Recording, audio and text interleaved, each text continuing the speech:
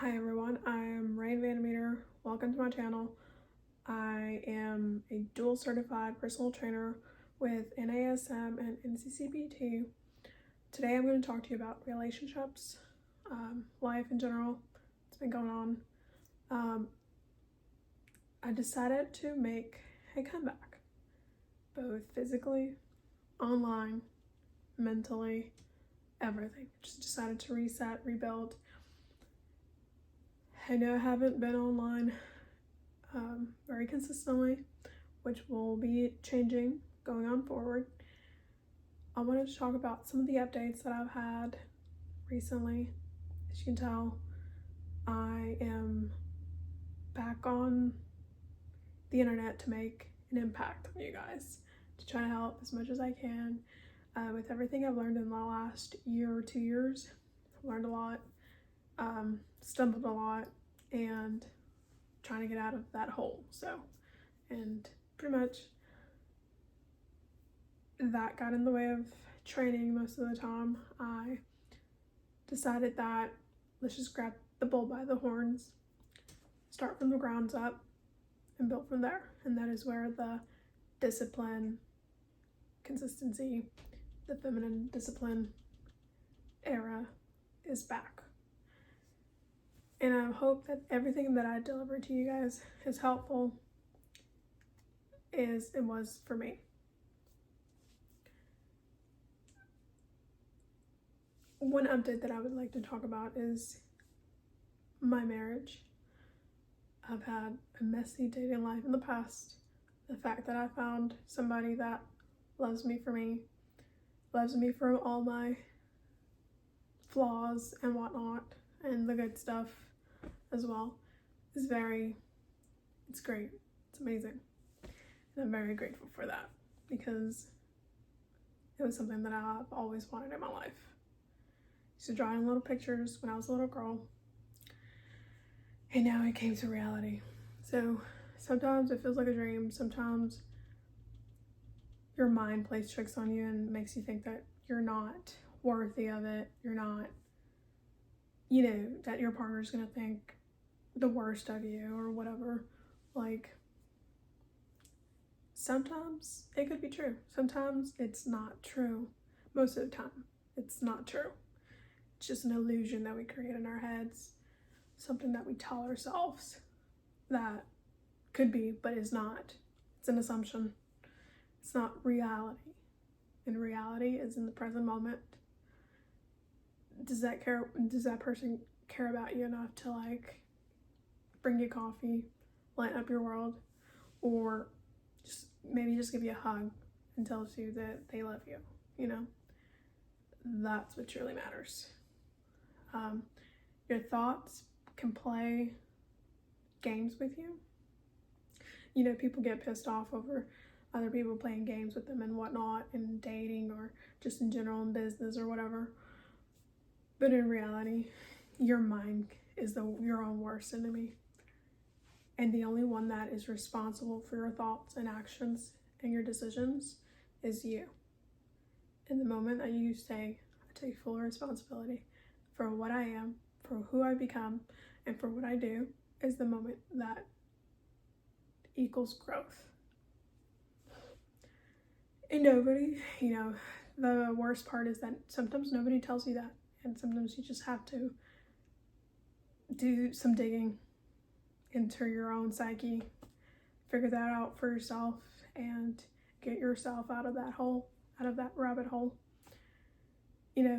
After losing everything the first time around, I thought that, okay, whatever, I lost my job. That was years ago, right? And moved in with my parents, moved back in with them. And then I decided, I was like, oh, that was not the decision. I should have just kept going with it. So the first time, I thought it was bad. It wasn't as bad. The second time, when it happened, it was pretty bad. I was like, wow, I don't think anything could get worse than this. And then the third time that it happened, it was even worse than the second time. So the one thing that I learned from my downfall before rebuilding myself back up is that you're the only one that can save yourself. The people around you, the closest near you, the best they can do is support you and show that they care about you. But at the end of the day, you are responsible for getting yourself out of that pit. When I came to that realization, it was very hard internally. It's very hard to look at yourself in the mirror and be like, you're responsible for those choices, for the outcome of everything you've done. And this is what did they say? They quoted the Bible and they said something along the lines, you reap what you sow. It's true for everyone, for the people that see the results. So if you decide that you're just gonna sit on the couch for the next year, you don't do anything physically for yourself, you don't eat healthy, whatever, a year from now, or 2 years, or even 10, 15, 20 years from now, that's gonna show physically in your body when you go to the doctor and the doctor tells you you got diabetes, or you have cancer, or you have all these diseases or just sickness in you, and you're like, what the heck? Where did this come from? How did it happen? And just like that, with the blink of an eye, you're cornered with your health. You're cornered with every decision you've ever made because you didn't think that it was going to catch up to you. And this is why it's so important that you just look at yourself in the mirror and be completely honest with yourself. Because if you don't do that, you're just going to live in a bubble. And one day that bubble is going to burst. And it's not going to be pretty. So always evaluating yourself, checking yourself for your own good will help you in the long run. It'll help you avoid most mistakes. Obviously, nobody's perfect and you're going to commit mistakes as you get older. But the goal to this is to not commit as many mistakes to where you're really below the muddle, if that makes any sense. Sometimes it's sitting with yourself, journaling, reflecting, or even praying, or just meditating in general. Walking, taking walks, or just looking at yourself and just think for a moment, what can I do to better my situation right now? What am I in control of? Am I in control of the circumstances, what's going on? What can I do to at least minimize the damage that I've caused? So you find the problems, solve them, come up with the solutions, and you move on to the next problem. You solve it, move on to the next one. Do and solve what you can control. And if you can't control anything, that's you yourself telling yourself that there's no point in helping yourself because there is nothing to do about it. And that is a lie, because even if you say that you can't do anything to better your situation, it's because you don't want to do anything to better your situation. You're telling yourself that so you make yourself feel better, but in reality, you're hurting yourself.